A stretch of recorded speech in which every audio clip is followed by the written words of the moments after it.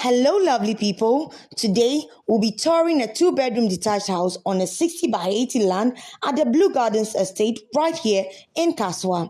Let's go.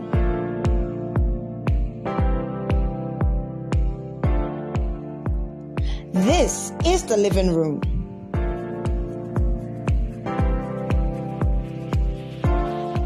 And this is the guest washroom.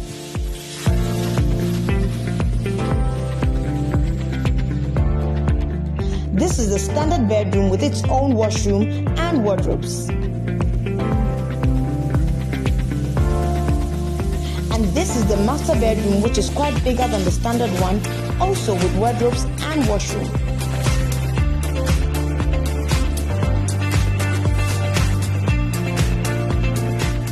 And this is a very spacious kitchen with a storeroom to make cooking a delight.